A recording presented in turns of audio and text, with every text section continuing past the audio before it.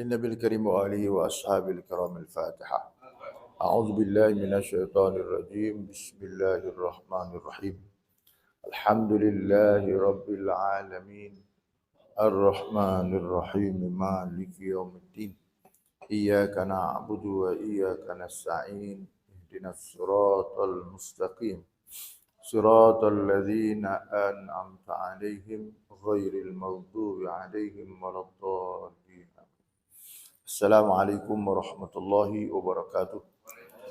Bismillahirrahmanirrahim. Alhamdulillahi rabbil alamin. Wassalatu wassalamu ala asyrafil anbiya'i wal mursalin wa ala alihi wa sahbihi ajma'in. Subhanaka la ilma lana illa ma 'allamtana innaka antal alimul hakim. Qala rabbi shrah li sadri wa yassir li amri wahlul 'uqdatam min lisani yafqahu qawli. Wala haula wala quwata illa billahil aliyil azim, amma ba'd. Alhamdulillah para jemaah yang dirahmati Allah Subhanahu wa taala. Pertama sekali kita syukur kepada Allah kerana dengan izin daripada Allah pada pagi ini kita dapat duduk bersama-sama dalam muzakarah ilmu dan moga-moga kehadiran kita ini diberkati oleh Allah Subhanahu wa taala. Jemaah yang dirahmati Allah, pada pagi ini sebagaimana yang dimaklumkan, kalau tuan-tuan dapat WhatsApp, saya pada pagi ini akan membawa perbahasan ilmu berpandukan kepada kitab Bahrul Mazi. Kitab Bahrul Mazi yang disusun oleh seorang ulama Melayu dekat Malaysia ni tuan-tuan, iaitu yang bernama Muhammad Idrus Al-Marbawi. Yang mana kitab asal kitab Bahrul Mazi ini adalah kitab Arabnya, terjemahan daripada hadis Sunan Tirmizi. Hadis Sunan Tirmizi juga yang disarahkan hadis Sunan Tirmizi ini oleh seorang ulama India yang nama kitabnya digelar dengan Tuhfatul Ahwazi. Tuhfatul Ahwazi bisyarhi Sunan Tirmizi. Kemudian ianya dihuraikan dalam bahasa Melayu. Dalam bahasa Melayu dan ditambah di dalamnya permasalahan-permasalahan mengenai hadis-hadis perbicaraan yang ada di dalam Sunan Tirmizi itu. Maka ianya diberi nama dengan nama Bahrul Mazi. Bahrul Mazi. Maka kitab Bahrul Mazi ini kitab yang dikarang oleh ulama Nusantara, ulama Malaysia. Jadi pagi ini saya akan gunakan kitab. Dan dalam hadis Sunan Tirmizi ini yang begitu banyak, yang daripada mula babnya, kalau kita lihat daripada asal Kitabul Iman sampai kepada habis. Jadi pada malam ini, pada pagi ini saya ambil salah satu daripada juzuknya. Kalau kita tengok daripada kitab Arab Tuhfatul Ahwazi, kitab tu lebih kurang 12 juzuk. Lebih kurang 12 juzuk. Kalau kita lihat daripada sudut terjemahan hadis itu dalam kitab Bahrul Mazi, maka dia ada lebih kurang 14 juzuk. Kalau kita lihat pula terjemahan dalam kitab itu bahasa Rumi, maka dia lebih kurang ada dalam 22 juzuk. Jadi kalau 22 juzuk, tuan-tuan, satu juzuk daripada 22 tebal ni. Jadi kalau kita nak bahas daripada awal, memanglah banyak, kan? Jadi yang saya ambil pada pagi ini ialah juzuk yang ke-15 daripada Syarah Mukhtasar Sahih Tirmizi. Yang daripada juzuk yang ke-15 ini kita akan memperbahaskan tentang Abwabul Fitan. Abwabul Fitnah, iaitu bab yang berkait dengan masalah huru-hara peristiwa pada akhir zaman. Daripada kitab itu, huru-hara peristiwa pada akhir zaman. Kita ni duduk dalam masa akhir zaman. Jadi kita ni nak kena tahu juga masa kita ini apa yang berlaku. Selain kepada kita memang dah tahu benda-benda yang wajib yang telah disebutkan oleh Nabi SAW yang menjadikan suatu panduan hidup harian kita, maka kita juga kena tahu benda-benda yang disebutkan sendiri oleh Nabi SAW dalam peristiwa-peristiwa yang mendatang, yang mana kita ini melaluinya. Sama ada yang disebut mendatang itu masa kita, zaman kita sendiri, ataupun masa mendatang itu akan datang yang belum berlaku. Jadi perkara itu menjadi suatu ingatan daripada Nabi kita Muhammad SAW supaya kita ini bersiap siaga ataupun bersedia dalam suasana itu, dan kita punya kedudukan iman dan juga amal tidak berubah. Kadang-kadang manusia ini apabila berubahnya masa dan suasana, dia ikut berubah dengan masa dan suasana. Sedangkan tanggungjawab yang telah diberikan oleh Allah, oleh Nabi kita Muhammad SAW, dia tak berubah. Tanggungjawab kita ni tuan-tuan sebagai manusia, Allah Subhanahu Wa Taala sebut dalam Al-Quran, "Wa ma khalaqtul jinna wal insa illa liya'budun." Aku tak jadikan jin dan manusia di atas muka bumi ni kecuali matlamat tujuan kejadiannya ialah liya'budun, untuk mengabdikan diri kepada Allah, untuk menyembah Allah Subhanahu Wa Taala. Itu matlamat kita punya tujuan kejadian kita. Jadi Allah dah setkan kita punya tujuan, maka Allah berikan kepada Nabi untuk memberi gambaran, penjelasan kepada seluruh makhluk hamba Allah Ta'ala bagaimana nak melalui hidup itu dengan kita tidak merubah hala tuju. Macam mana kita nak hidup? Kita tak merubah matlamat hidup kita dijadikan oleh Allah Subhanahu Wa Ta'ala. Ramai manusia yang apabila dia melalui zaman, maka dia akan berubah. Ramai. Antara contohnya, kalau kita lihat dalam kitab-kitab hadis yang disebutkan, hadis Nabi SAW menyebut begini, "Iza azzamat ummatid dunya nuziat minha haibatul Islam." Ini saya tak masuk tajuk lagi tuan-tuan. Cuma nak bagi gambaran secara umum yang disebut dalam kitab ni. Nabi SAW pernah menyebut, dia kata, "Iza azzamat ummatid dunya nuziat minha haibatul Islam." Bila umatku membesarkan dunia, iza azzamat, bila umatku membesarkan dunia, nuzi'a minha haibatul Islam, maka akan dicabut oleh Allah Subhanahu Wa Taala kehebatan Islam dalam diri dia. Hadis ini tuan-tuan, Nabi SAW sebut, kita dah tahu hala tuju tu ke mana. Kita dah tahu asas atau matlamat kita. Di sana Nabi memberi peringatan akan berlaku perubahan di dalam matlamat itu. Akan berlaku perubahan dalam suasana matlamat manusia dijadikan. Macam mana?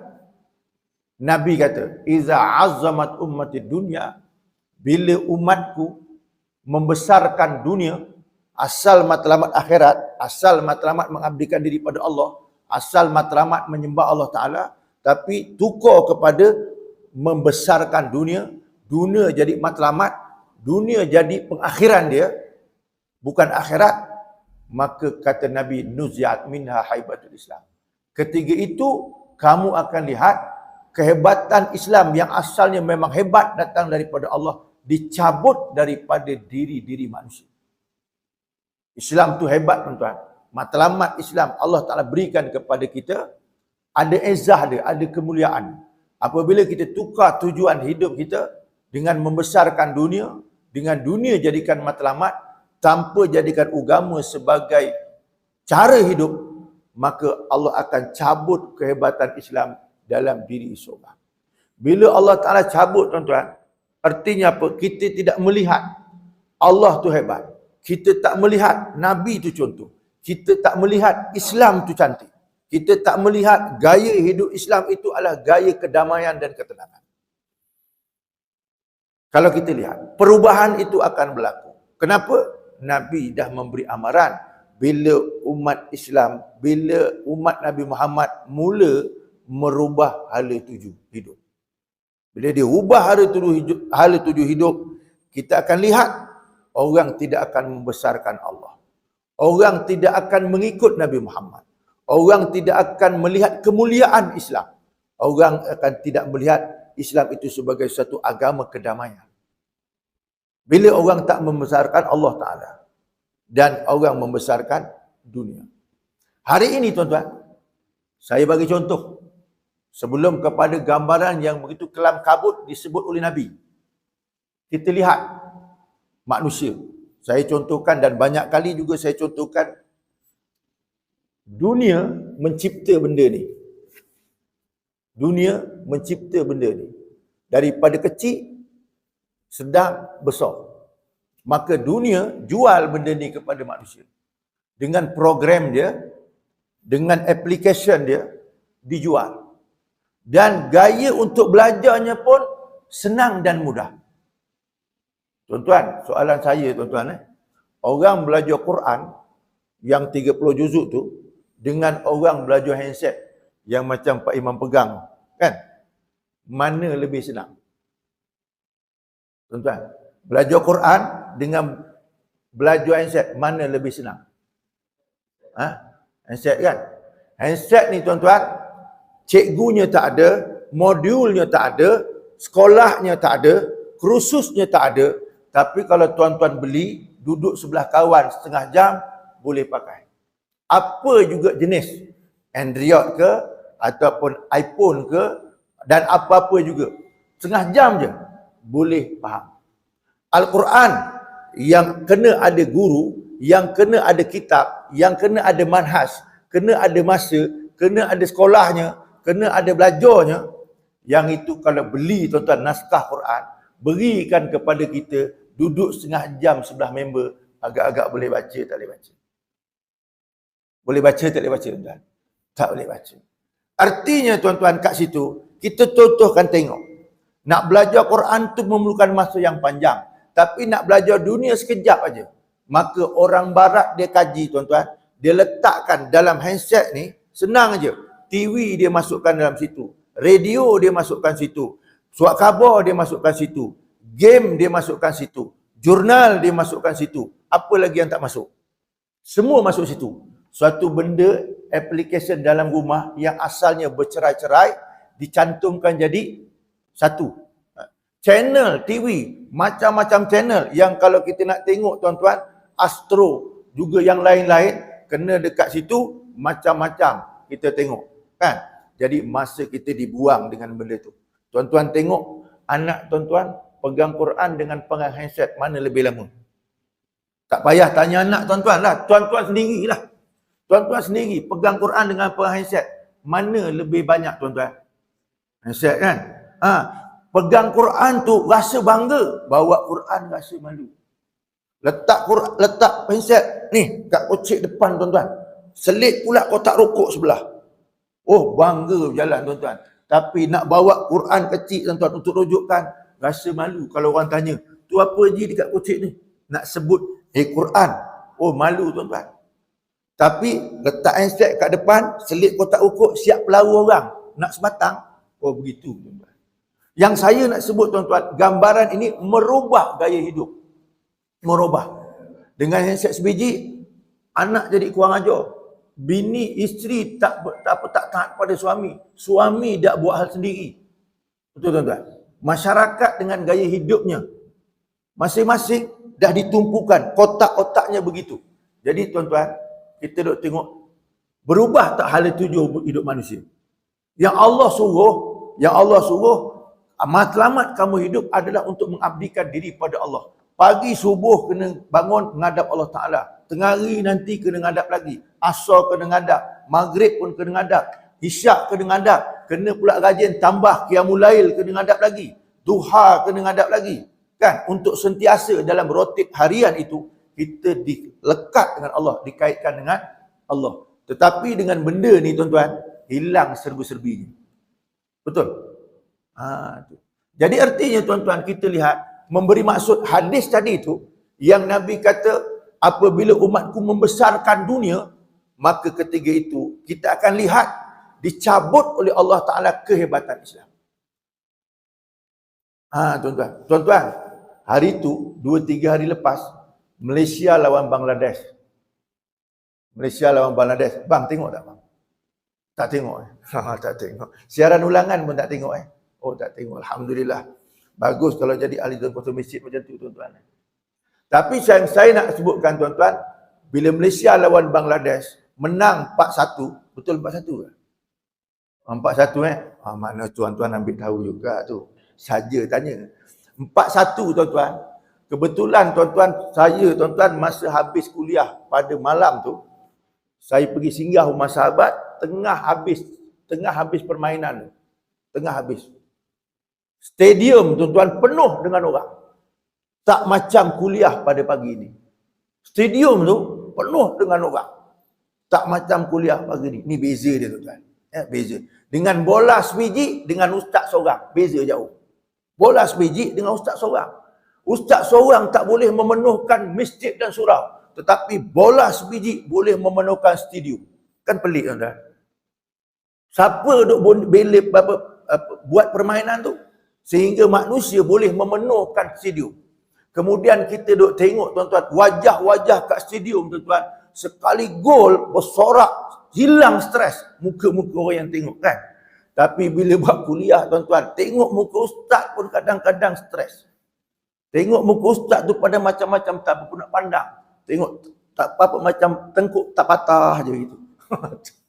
Beza jauh tuan-tuan. Kenapa? Inilah gambaran manusia bila nampak dunia macam bola tu, begitu seronok jiwa dia. Kenapa? Hala tuju dia ditukar oleh manusia juga. Berbanding dengan hala tuju yang sebenar. Nak cari ilmu, pandang muka ustaz pun tak berapa nak seronok. Betul tuan-tuan? Ini perbezaan yang mudah untuk kita faham. Perbezaan. Orang punya seronok menyambut kemenangan tu. Semua ditanya. Pengunjung dia, peminat dia, pemain dia, pengurus dia, semua di interview. Orang tu tengok. Hak tengok pun super juga. Buang masa.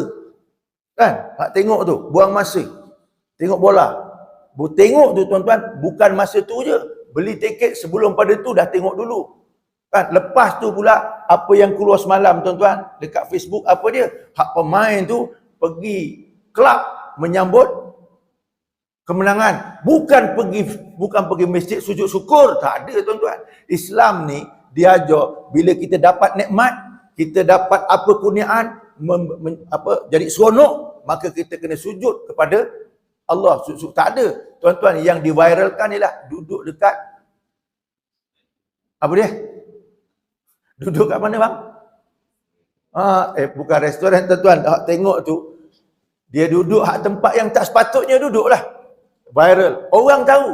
Menunjukkan apa tuan-tuan? Saya nak sebut, hilang tak hala tuju tu? Dah memang berubah. Contoh situ saja. Dah memang berubah. Artinya tuan-tuan, ketika itu kita lihat, ezak Islam tu dicabut oleh Allah Ta'ala daripada jiwa-jiwa manusia. Allah cabut.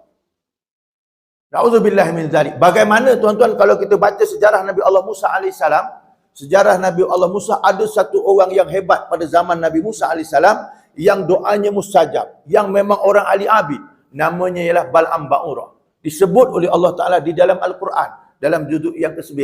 Bal'am Ba'urah ni hebat, doanya mustajab. Ya, doanya mustajab.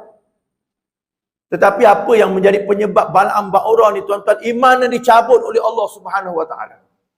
Mengikut dalam riwayat tuan-tuan, Nabi Musa AS diarah oleh Allah Ta'ala untuk pergi perkampungan itu untuk membuat serangan. Tetapi orang kampung tu tahu tuan-tuan, dia pergi jumpa Bal'am Ba'urah, minta doa. Minta doa tuan-tuan. Bukan main bola. Kalau main bola tu teruk dah. Dah teruk dah tuan-tuan. Semayang entah ke mana, kan?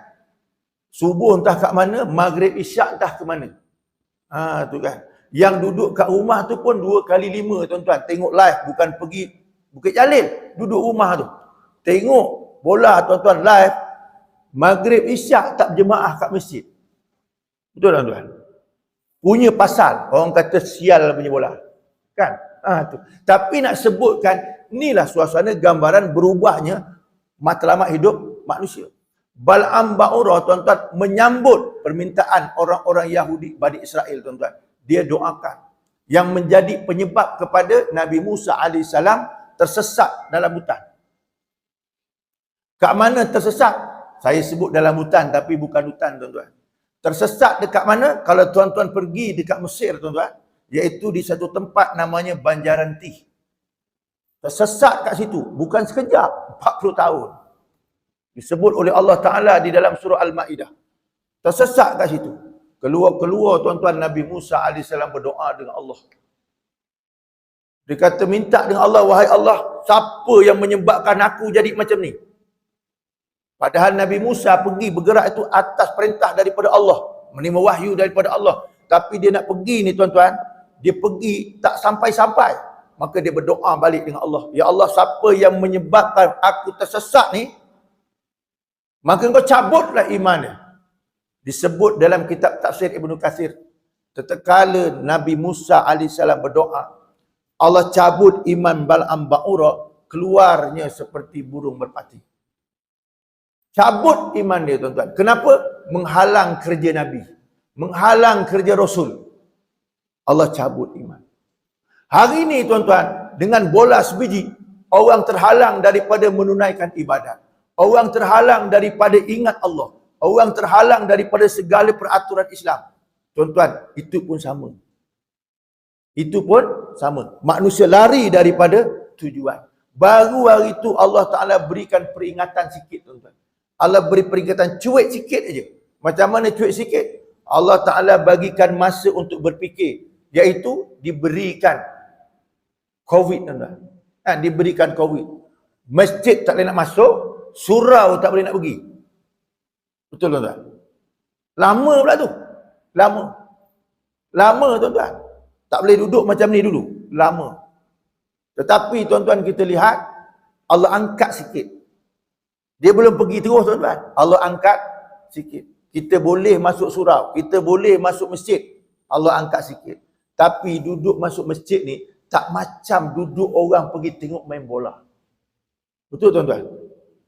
Tuan-tuan tengok orang main bola dekat stadium Bukit Jalil lagi tu. Walaupun tuan-tuan tak pergi tengok live dekat TV, sama ada siaran ulangan ke live tu tuan-tuan. Tuan-tuan tengok orang yang duduk dekat padang bola tu, stadium tuan-tuan, dia duduk sama tak dengan tuan-tuan duduk? Sama tak? Apa beza dia tuan-tuan? Kat sana apa beza dia? Kat sana tuan-tuan kursi dia penuh. Kursi dia penuh. Pula penuh kursi tu rapat-rapat. Masuk masjid tak ada kursi, nak rapat payah, kan pelik. Tak gitu tuan. Ni bukan nak nyindir tuan-tuan. Ni tuan-tuan berubahnya suasana pemahaman Islam. Kenapa? Kita tak nampak izzah Islam tu. Kalau kita nampak izzah Islam tuan-tuan, kita akan ikut dia punya peraturan dia tu. Izzah Islam. Sebab tu nak sebut tuan-tuan, kita kena faham kedudukan itu. Dah Nabi cakap awal-awal, manusia akan membesarkan dunia. Kenapa? Barat pun kaji tuan-tuan. Barat kaji hadis yang saya sebut. Iza azamat ummati dunya nuzi'a minha haibatul Islam. Bila umat aku membesarkan dunia, maka akan dicabut kehebatan Islam. Jadi barat ni tuan-tuan, dia buat research, buat pengkajian. Macam mana nak bagi otak manusia ni, dia tak ingat dengan Allah. Otak manusia ni tak ingat dengan Nabi. Otak manusia ni tak seronok dengan Islam. Otak manusia tak seronok dengan Quran. Maka dia ciptalah macam-macam. Daripada dulu sampai zaman hari ini. Daripada zaman Adam sampai hari ini. Zaman Namrud sampai hari ini. Zaman Fir'aun sampai hari ini. Dia buat macam-macam nak supaya manusia itu tak ingat dengan Allah. Cuba tuan-tuan tengok. Tadi saya duk cerita ni. Cerita ni cerita biasa. Handset kan tuan-tuan. Sama ada besar ke kecil tak kira. Pak Imam, contohlah contoh. Pegang handset kat sini. Hari ni hari Jumaat. Betul tuan-tuan. Kalau dia punya ringtone tu madu 3, minta maaf cerita tuan-tuan, madu 3, tengah jadi imam, ringtone tu bunyi, agak-agak hancur tak satu masjid? Hancur tuan-tuan. Satu masjid hancur kan? Allah Ta'ala kata, qad aflahal mu'minun alladzina hum fi salatihim khashi'un. Berjayalah orang yang sembahyang, yang sembahyangnya khusyuk. Tapi orang barat tuan-tuan, orang yang tak suka Islam, punya celakanya tuan-tuan, dia tak datang sini. Dia hadiahkan tuan-tuan handset. Itu pun tuan-tuan kena belanja duit untuk beli. Kan? Dia nak rosakkan kita. Contohnya, kita pun Allahu Akbar. Tengah Allahu Akbar. Mic ni tuan-tuan dekat dengan Pak Imam, bukan dengan Kak Mamum tuan-tuan. Ringtone bunyi madu 3. Agak-agak tuan-tuan semayang tu Allah Ta'ala nilai tak tuan-tuan? Berjaya tak masjid tu ketiga tu? Kan? Yang kat belakang tu celaka punya Pak Imam. Dia tak tutup. Kan? Minta maaf, ni contoh. Kan? Mesti akan kata gitu. Mana ada tuan-tuan jenis-jenis hak macam tu. Itu yang biasa kita nampak. Satu masjid habis semua. Tadi khusyuk bukan main. Dengar tu, madu 3 tuan-tuan punya ringtone. Habis satu masjid. Betul tak? Barat tuan-tuan. Tuan-tuan kena ingat. Dia kacau bukan sekadar kat luar masjid. Dalam masjid pun dia kacau. Dalam masjid pun dia kacau tuan. Kalau luar masjid tu lagi banyaklah ceritanya. Kita ni tuan-tuan, macam contohlah tuan-tuan siap-siap pakai jubah, pakai serban, pakai jubah serban. Memang niat nak ke masjid tuan-tuan. Memang niat ke masjid. Ni saya contoh kan. Tiba-tiba tuan-tuan jalan nak ke masjid tu, lalu seorang janda. Tuan-tuan tengok tak? Saya nak tanya, tuan-tuan tengok tak? Macam bang tengok tak? Mesti tengok. Bukan sekadar tengok, nanti nak masuk masjid bertembung dengan Pak Imam cerita, "Mam, tadi saya nampak janda." Betul tak dia cerita? Itu tuan-tuan manusia. Ni handset tuan-tuan. Itu manusia depan mata pun kita terpengaruh. Ini lagi handset, lagi gila babi tuan-tuan. Tu. Memang hampir cancur tuan-tuan. Ni benda iman yang Nabi bina. Yang Allah suruh untuk supaya kita jangan terpengaruh dengan dunia. Tetapi dunia ni mudah mempengaruhi dan kita mudah terpengaruh dengannya. Ni tuan-tuan amaran daripada Nabi SAW. Sebab saya diberitahu pengusi kata buka bab peristiwa akhir zaman. Ni peristiwa akhir zaman. Kena dengar betul-betul tuan-tuan. Kena dengar. Sebab benda ni tuan-tuan berlaku depan mata. Nabi memberi peringatan dan Islam datang sebagai satu peringatan. Basyiran wa nadhira. Nabi SAW ni dia datang sebagai basyiran wa nadhira. Memberi khabar berita gembira dan memberi khabar berita amaran. Ada benda yang menggembirakan kita apabila Islam datang. Dengan keadaan bahawa setiap amalan kita dapat pahala. Akan dibalas dengan syurga. Kita rasa seronok dengan berita gembira tersebut. Tetapi dalam masa yang sama Nabi kata, nadhira, aku datang memberi peringatan, memberi amaran atas segala perkara yang dilarang oleh Allah Subhanahu Wa Taala. Jadi benda ni yang kita kena ingat. Kadang-kadang kita tuan-tuan nak tegur benda ni bukan senang. Bukan senang tuan-tuan. Bukan senang. Kadang-kadang bukan cerita kat luar, dalam masjid gaduh. Bukan sini tuan-tuan, tempat lain. Pengusia bukan.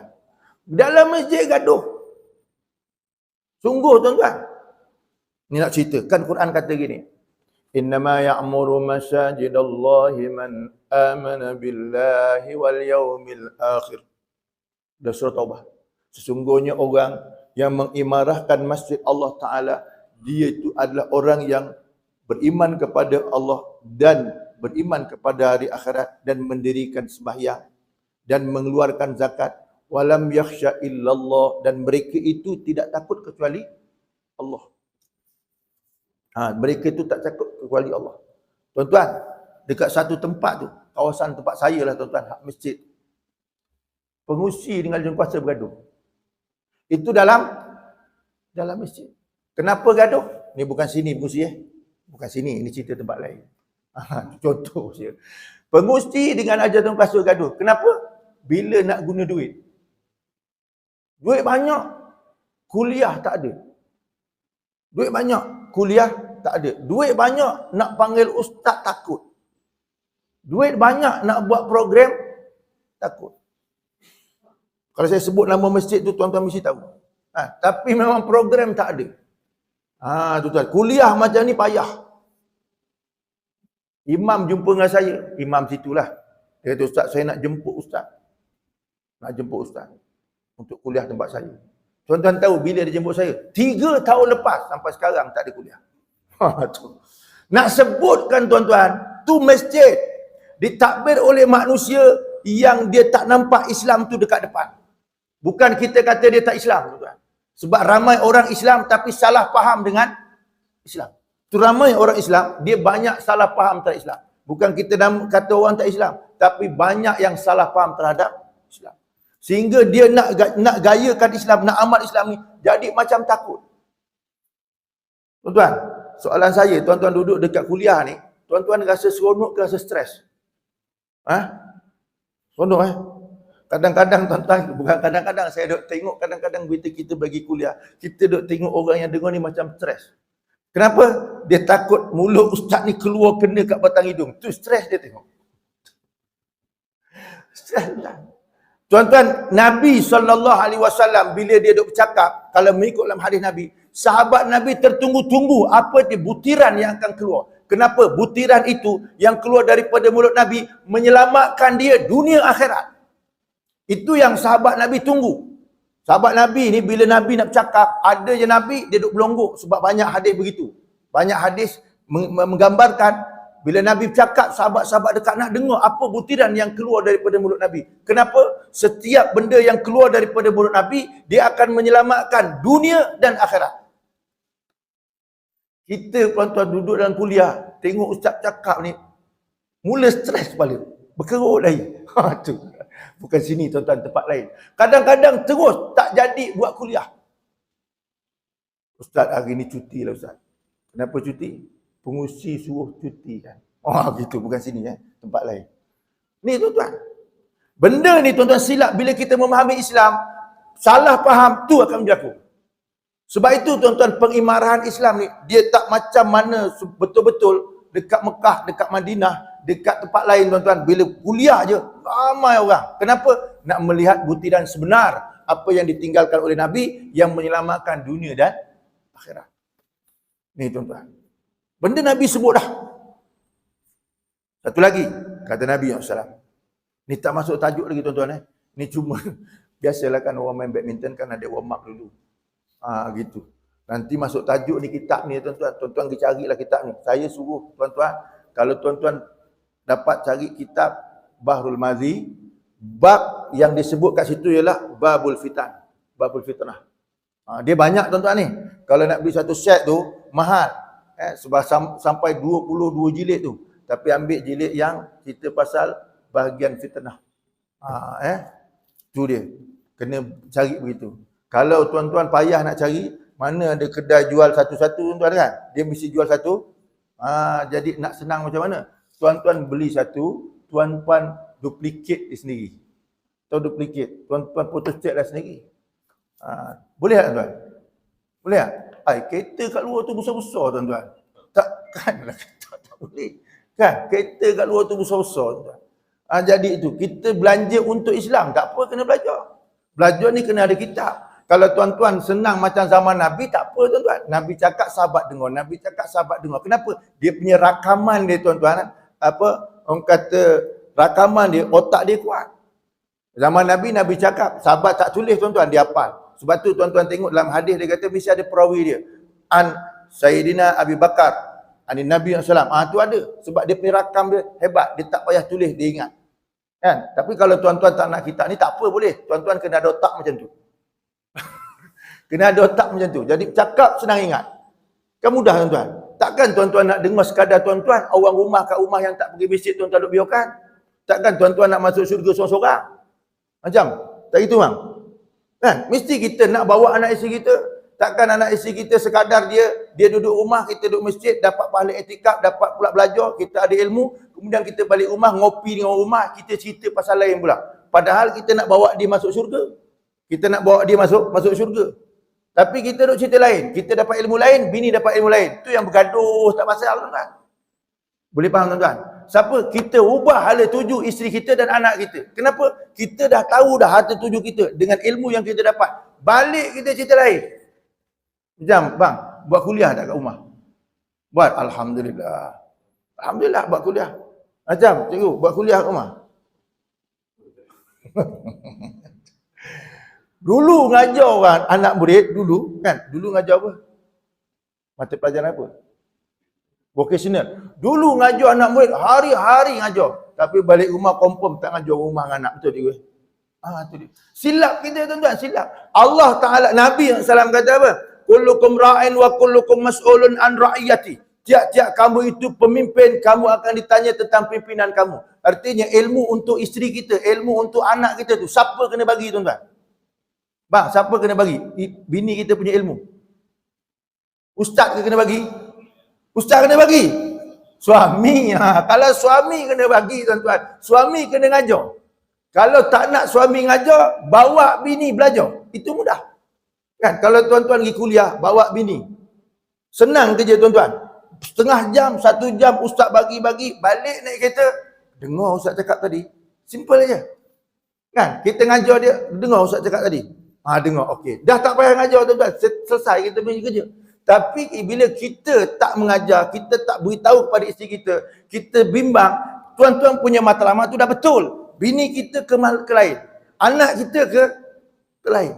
Sebab kita tak selaraskan matlamat hidup tu. Selalu fail bab ni tuan-tuan. Minta maaf ceritalah. Selalu setiap keluarga dia fail bab ni.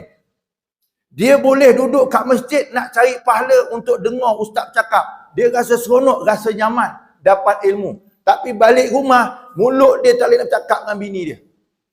Macam betul tak Pak? Nak cakap dengan bini tak boleh, nak cakap dengan anak tak boleh. Padahal anak isteri tu jadi satu tanggungjawab kepada dia.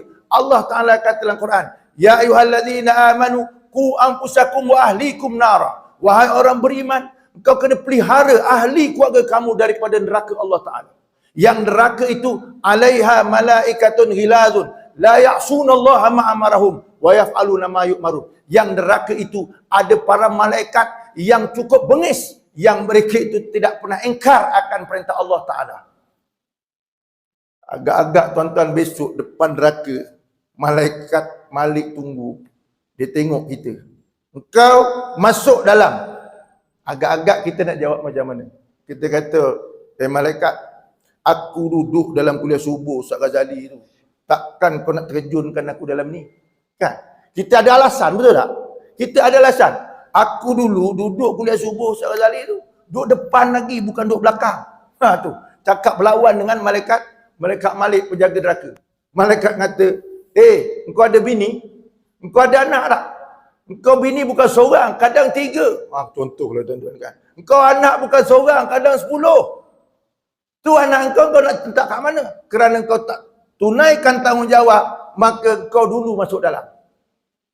Macam tuan-tuan, alasan kuliah subuh, malaikat Malik tak terima. Ni tuan-tuan hala 7 jangan diubah. Selalunya, tuan-tuan kita duk tengok, orang hala 7 diubah. Dia dah tua-tua tu nak masuk surga, nak masuk kubur mudah, maka duduk kuliah. Tapi anak bini tu dia biarkan, dia lantakkan begitu. Jadi yang ubah dia apa dia? Yang ubah dunia dia mengubah. Yang ubah barat ubah dia. Barat tak datang sini, barat bagi handset yang tuan-tuan kena bayar. Maka berubah habis kedudukan dia. Akhlak dia berubah, akidah dia berubah, PL dia berubah, cara hidup pun dah berubah. Tak gitu tuan-tuan. Macam cikgu. Betul tak? Susah. Anak berapa je? Satu je. Kena pasang seorang lagi tu.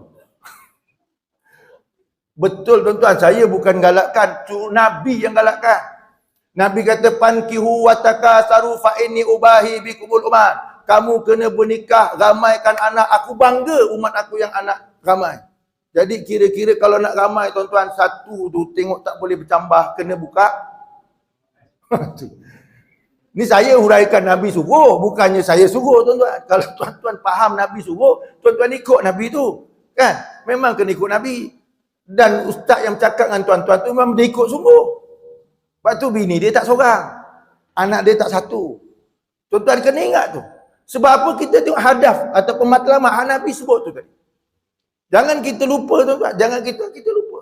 Jangan kita ubah kita punya cara hidup tu. Matlamat hidup. Jangan ubah. Bila ubah tuan-tuan, habis. Boleh faham tuan-tuan? Nombor 2 Nabi kata.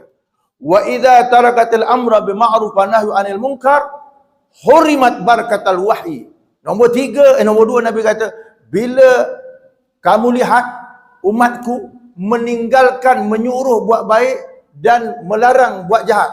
Kerja ni umat aku tak ambil, kerja ni umat aku tak buat. Maka ketika itu hurimat barakatal wahyi, haram berkat wahyu. Diharamkan barakah wahyu. Apa barakah wahyu? Wahyu itu Al-Quran tuan-tuan. Al-Quran itu wahyu daripada Allah Ta'ala. Dan Al-Quran ini dia ada barakah dia. Wa nunazzilu minal Qur'ani ma huwa shifa' wa rahmatun lil mu'minin. Allah Ta'ala kata, aku turunkan Al-Quran itu sebagai syifa', ubat dan rahmat bagi orang beriman. Quran ni dia sebagai ubat, menyelesaikan masalah. Bukan sakit fizikal saja tuan-tuan. Sakit zahiri dan sakit maknawi. Dua-dua boleh diubat dengan Al-Quran. Begitu juga Al-Quran sebagai rahmat. Allah dah sebut dah matlamat Quran ini. Dia akan memberi rahmat dan juga menyelesaikan masalah macam-macam jenis penyakit.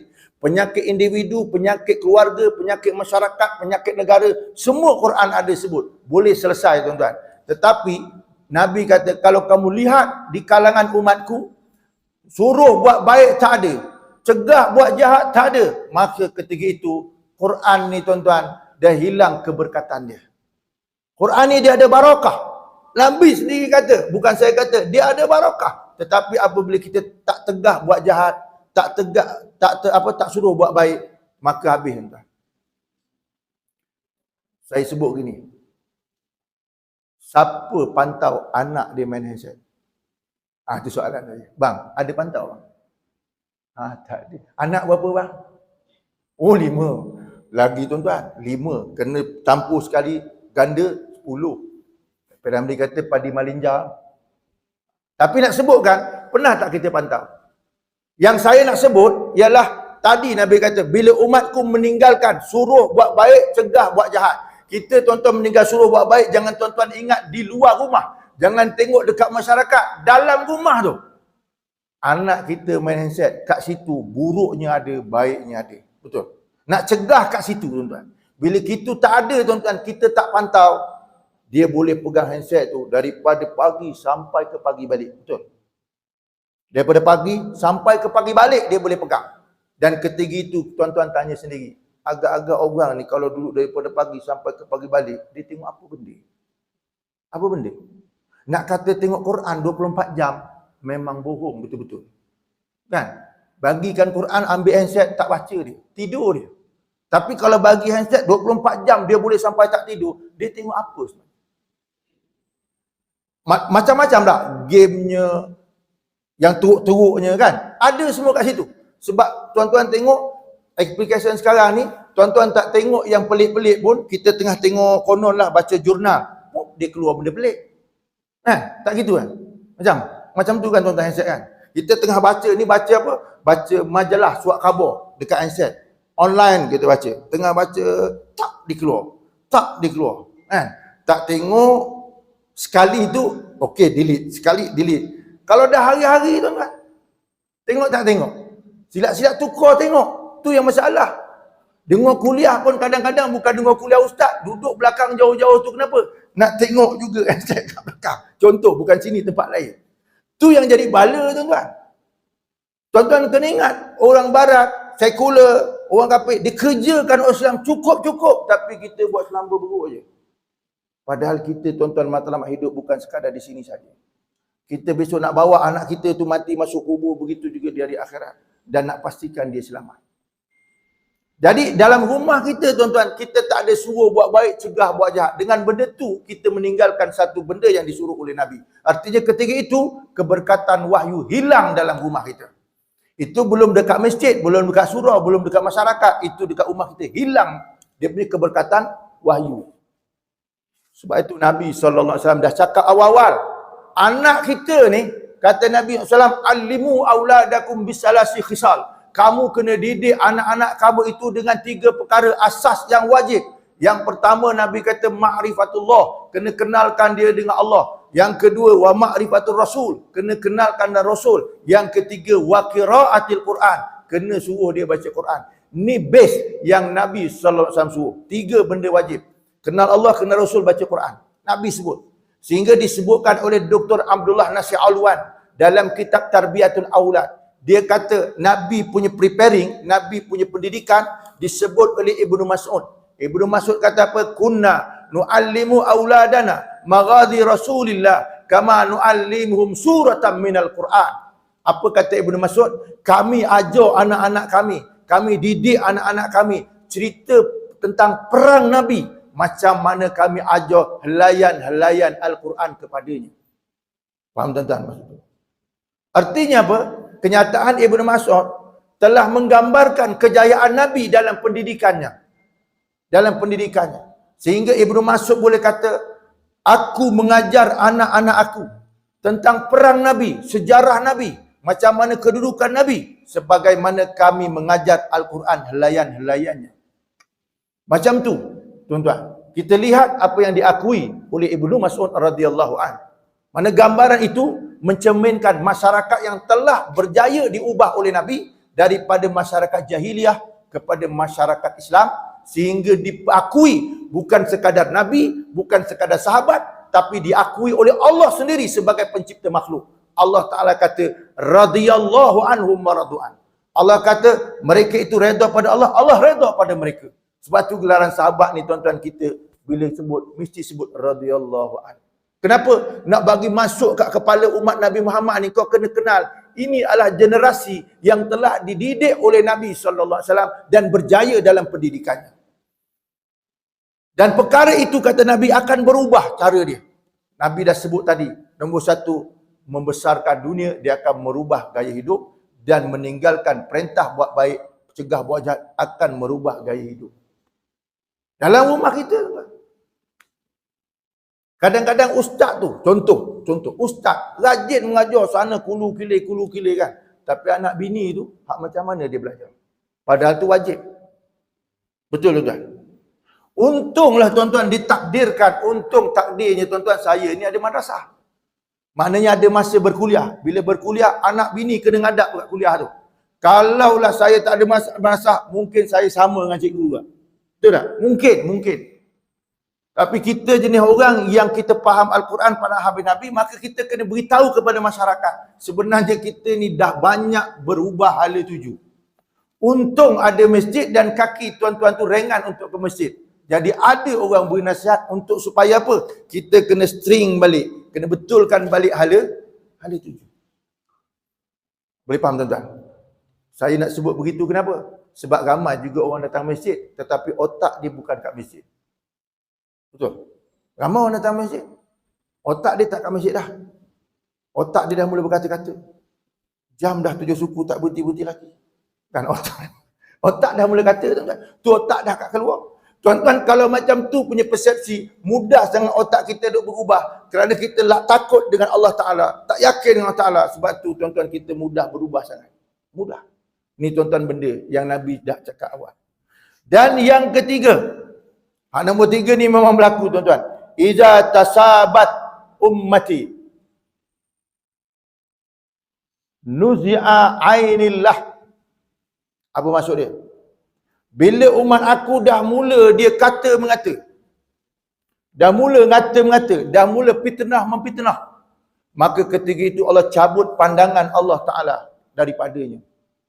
Kita ni tuan-tuan sentiasa diperhatikan oleh Allah.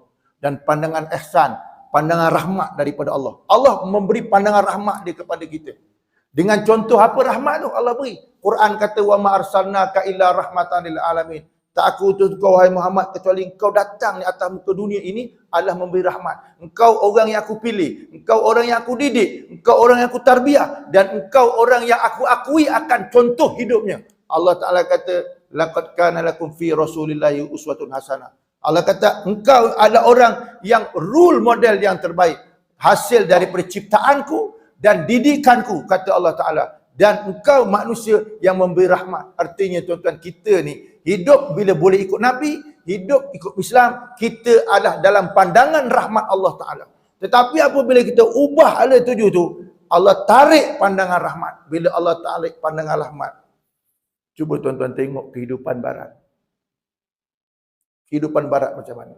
Antara anak dengan mak, antara mak dengan anak, antara suami dengan isteri, antara masyarakat dengan masyarakat. Tuan-tuan tengok. Tuan-tuan tak payah pergi Amerika, tuan-tuan. Tak payah pergi. Tuan-tuan pergi Chowkit Road cukup. Kan? Pergi Chowkit Road cukup dah. Atau tuan-tuan pergi Sunway Lagoon. Pernah pergi bang Sunway Lagoon? Tak pernah pergi. Cikgu, pernah pergi Sunway Lagoon? Tak pernah. Tengok pernah? Tengok pernah? Tak pernah juga? Oh. Saya memang tak pernah seumur hidup pergi. Tengok pernah. Kan pelik tuan-tuan Tak pernah pergi tapi tengok pernah. Tuan-tuan pergi tengok dekat YouTube ada. Tuan-tuan boleh tengok kat Facebook ada. Orang mandi-manda tuan-tuan. Dia rakam selfie. Dia akan upload. Tuan-tuan boleh tengok. Tuan-tuan tak pergi tapi tuan-tuan boleh tengok. Itu contoh kehidupan kita hari ni. Kita duk tengok Sunway Lagoon. Laki perempuan boleh mandi sama-sama. Bukan anak, bukan bapa, bukan isteri. Kan? Kita tumpang tengok pun tumpang suka. Bukan tumpang sedih. Agak-agak tuan-tuan tengok tu berjuai-juai tarik mata. Tak ada tuan-tuan. Tak ada. Mesti kita Seronok. Kan? Seronok kadang-kadang kita kerap dia punya gambar. Tengok. Oh, tu tuan-tuan. Simpan pula dekat kocik. Ustaz tengah kuliah dia tengok tu. Contohlah tuan-tuan. Ni habis. Tuan-tuan kena ingat. Dendam kesumat. Dendam kesumat syaitan dengan manusia. Tuan-tuan kena ingat. Dendam kesumat syaitan dengan manusia, Allah bagi peluang dan izin. Saya ulang balik. Dendam kesumat syaitan dengan manusia, jahatnya, geramnya, tapi Allah bagi izin. Sampai dia kata dengan Allah, Rabbi anzirni ila yaumi yub'atsun. Hei Allah, aku ni kau dah takdirkan memang jadi sesat. Boleh tak bagi tangguh? Kalau memang ni aku ni kau seksa, anzirni ila yaumi yub'atsun. Aku minta tangguh sampai hari kiamat besok. Allah kata, innaka minal munzirin. Aku bagilah excuse nanti hari kiamat. Sekarang kau buat kerja kau. Apa syaitan kata? Dia istihar dah. Kerja dia apa? Dia istihar. Quran dah sebut tapi kita lupa sebab Quran tak buka. Quran dah sebut, syaitan dah istihar dah. Kerja dia apa? Apa kata syaitan? Rabbi bima aghwaytani la uzayyinanna lahum fil ardi wa la ughwiyannahum ajmain. Wahai Tuhanku, oleh kerana engkau takdirkan aku sesat, la uzayyinanna lahum, aku ni sebagai hamba-Mu, aku nak perhiasi, nak goda seluruh makhluk-makhluk-Mu. La uzayyinanna lahum fil ardi wa la ughwiyannahum ajmain, dan aku nak pastikan mereka sesat ajmain, semuanya. Dia punya apa orang kata? Preparation, persediaan. Kemudian semangat jati diri. Dia cakap dengan Allah. Padahal dia tu Allah jadikan. Tapi dia punya cakap dengan Allah mesti best. Orang kata power word. Tahu power word? Bang, power word tahu? Power word. Cakap mesti sentap. Cakap mesti padahal penakut bukan main. Tapi cakap mesti macam orang berani. Tu setan tu. Syaitan kata, Rabbi bima aghwaytani la uzayyinanna fil ardi wa la ughwiyannahum ajmain. Ya Allah, oleh kerana kau takdirkan aku ni sesat, aku berjanji dan aku bersumpah, aku akan goda hamba-hamba-Mu wa la ughwiyannahum ajmain, dan aku pastikan mereka itu semuanya sesat. Walaupun memang takdirnya tak semua manusia disesatkan. Kenapa Allah cipta syurga dengan neraka? Tapi dia punya cakap tuan-tuan sentap sungguh. Setan tu, dia tu lawan Allah. Allah jadikan dia, tapi dia punya cakap, aku pastikan hamba kau memang semua aku sesatkan. Tuan-tuan tahu tak statement dan preparation setan? Jangan pernah dengar? Tak pernah? Oh, hari ni baru dengar. Ni kira lama tak buka Quran lah ni. Benda ni tuan-tuan Allah sebut, juzuk 14 surah Al-Hijr, disebut oleh Allah Ta'ala, merakamkan kisah di mana preparation setan dengan Allah Ta'ala. Dia cakap memang power word. Dia cakap memang sentap. Dia cakap memang orang ni, orang kata apa? Kalau dia tu memang lemah tuan-tuan, tapi cakap sentap. Maknanya apa tuan-tuan? Action. Orang action. Dia tu tak kuat. Cakap dengan orang kuat tuan-tuan. Tapi dia cakap tu seolah-olah memang dia menang. Kita nak gelar orang tu apa? Apa dia? Belagak. Tu syaitan memang belagak cukup hebat tuan-tuan. Tapi masalahnya kita tak reti belagaknya syaitan tu. Kenapa? Hak kita dengan syaitan super belagak sama. Tu. Betul tuan-tuan. Saya bukan nak kata tuan-tuan. Allah sendiri kata macam tu. Allah Ta'ala kata dalam surah Az-Zukhruf ayat 36, Allah kata, "Wa may ya'shu an dzikrir rahmani nuqayyid lahu syaitan fa huwa lahu qarin." Siapa-siapa berpaling daripada Allah, berpaling daripada Islam, berpaling daripada Quran, kami jadikan syaitan untuk goda dia, fahuwa lahu qarin, sehingga syaitan itu jadi kawan dia, very friendly. Artinya kalau very friendly tuan-tuan, kita nak kata apa pada orang tu? Tak payahlah kata syaitan tu dah kita tahu dah belagak lebih. Orang tu kita nak kata apa? Tengok.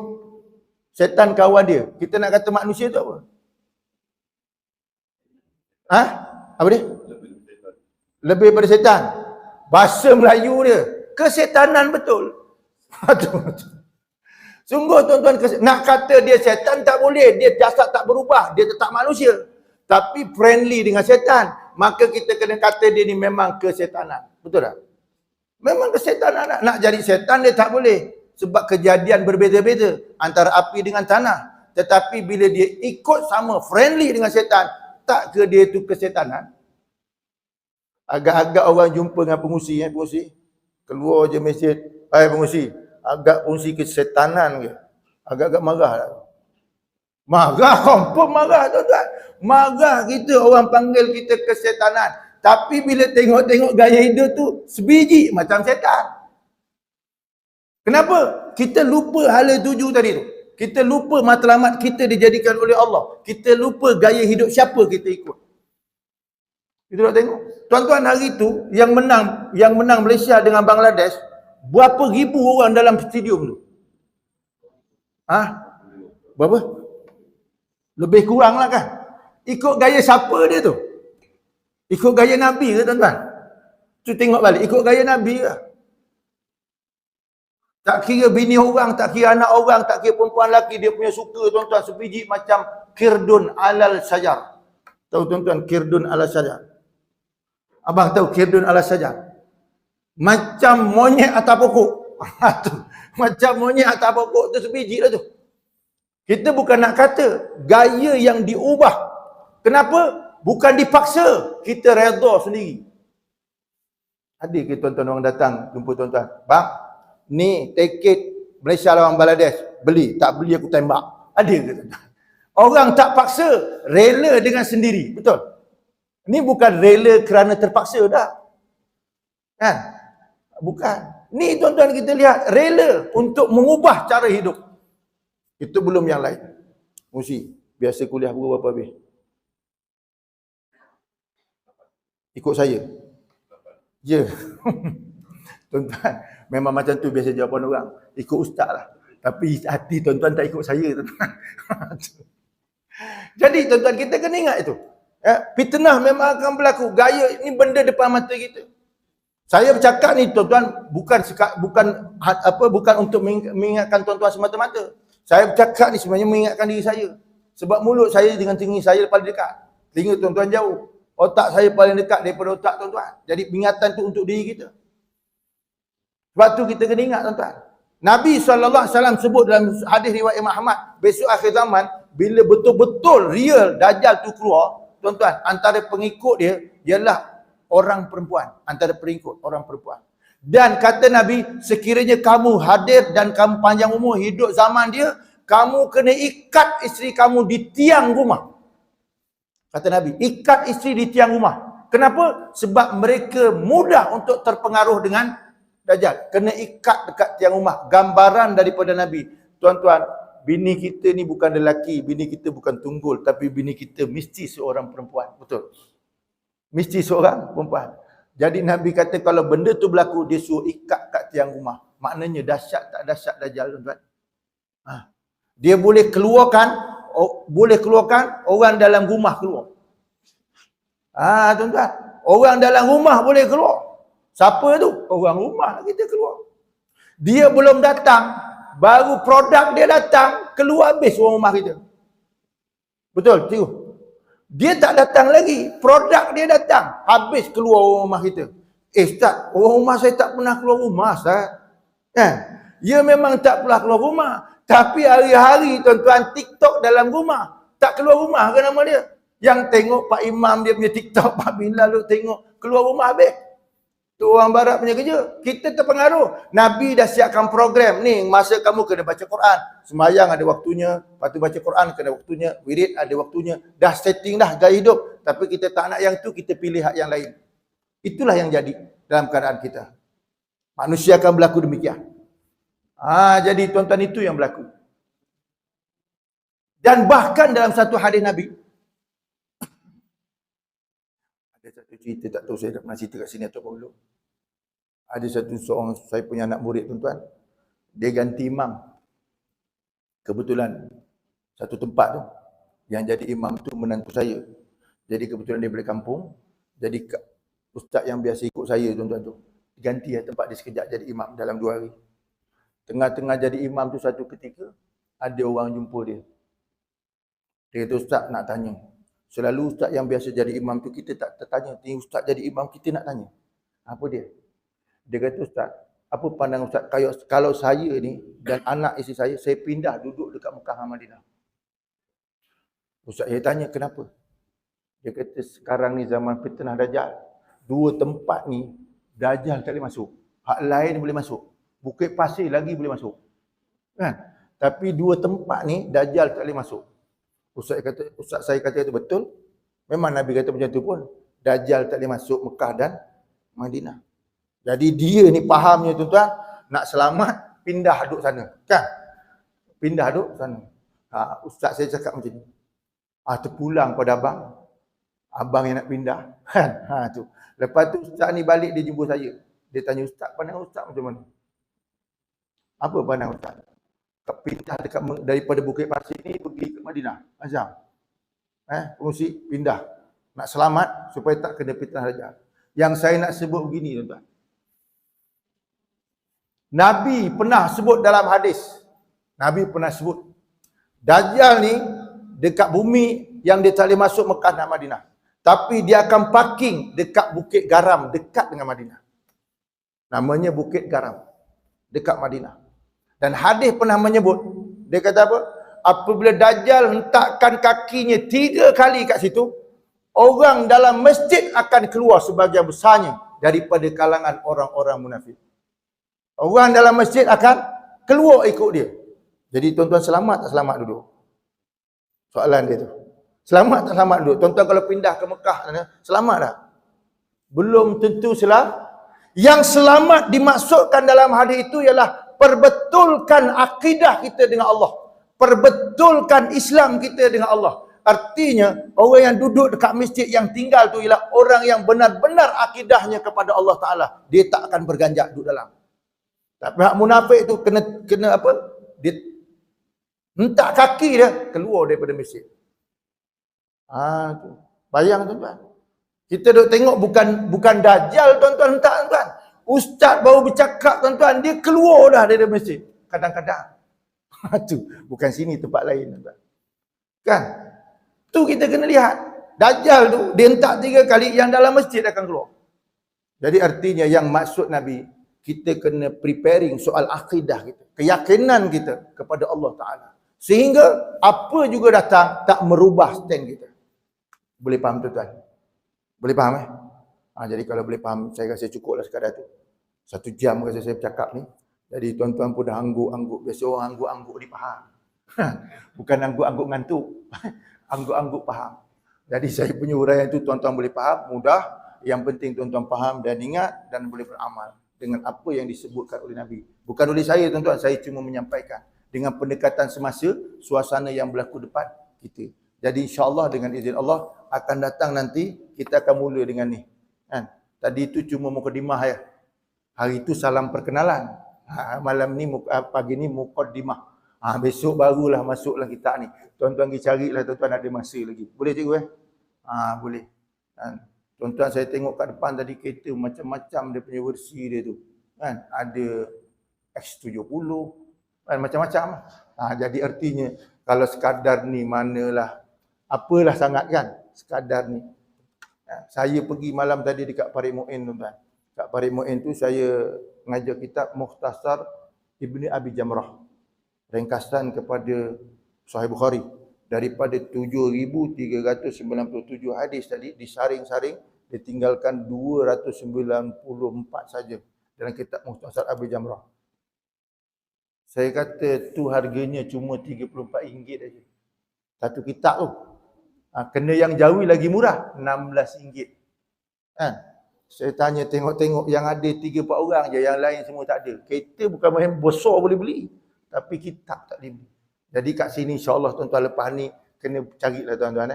Tuan-tuan nak cari yang Rumi ke Jawi ikut tuan-tuan lah. Tapi kitab Bahrul Mazi bahagian fitnah. Juzuk yang ke-15. Kalau tuan-tuan nak beli seketul gitu mahal, memang mahal lah tuan-tuan. Dengan suasana hari ni. Jadi tuan-tuan beli sebiji tu, tuan-tuan putus chat, tuan-tuan boleh tengok. Kan? Tapi kalau saya sebut tadi, kalau tuan-tuan tak boleh nak tu, tuan-tuan pastikan otak tuan-tuan sebiji macam orang Arab. Saya bercakap, tuan-tuan ingat. Supaya apa? Supaya tuan-tuan balik, tuan-tuan boleh explain balik dengan orang rumah. Menyambung tanggungjawab Nabi SAW. Boleh tuan-tuan Jadi sekarang itu untuk pagi ini, maaf dan dipita kalau ada kesilapan. Aku qauli hadza. Jangan lupa tuan-tuan, setiap kali datang saya biasalah bawa tutup hijau tu. Tuan-tuan jangan lupa tutup hijau belakang. Kan? Itu pun nak tolong tuan-tuan. Bukan tolong saya tuan, itu tolong tuan-tuan. Tuan-tuan letak surga. Tuan-tuan letak surga. Itu je, letak surga. Sungguh tuan-tuan. Letak kaya, letak kaya, letak sihat, letak sihat itu. Dia tiga je tuan. Letak je itu kaya, letak je sihat, letak je surga. Tiga-tiga tu ada dalil. Letak je sihat. Nabi kata dawu mardakum bisadaqah. Kamu kena ubati penyakit kamu dengan sedekah. Letak je sihat. Lepas tu letak je kaya. Kenapa? Nabi kata mana qasamalu min sadaqah. Harta tak pernah kurang dengan bersedekah. Kaya tu. Letak je surga. Tu masalul ladzina yunfikuna amwalahum fi sabilillah, cerita Sayyidina Umar. Surga. Tuan-tuan, surga. Tiga-tiga ada dalil. Siapa kata? Nabi kata dan Allah kata. Tuan-tuan jangan percaya saya cakap. Ini Nabi kata dan Allah Ta'ala kata. Artinya apa? Bila tuan-tuan masuk tu, artinya tuan-tuan ikut Nabi. Itu je. Bukan ikut Ustaz Ghazali. Bukan. Dia tu cakap je. Kadang dia punya cakap tu mengapu juga. Jadi tuan-tuan dengar, oh ikut Nabi. Itu je. Senang. Boleh faham tuan-tuan? Boleh faham? Alhamdulillah. Senang nak fahamkan tuan-tuan ni. Cuma amal belum tentu lagi. Bismillahirrahmanirrahim. Allahumma inna nas'aluka ilman nafi'a, qalban khashi'a, wa amalan mutaqabbala, wa rizqan halan tayyiban wa sya'an mubaraka, wa yaqinan shadiqa wa dinan qayyima. Alhamdulillahirabbil alamin. Assalamualaikum warahmatullahi wabarakatuh.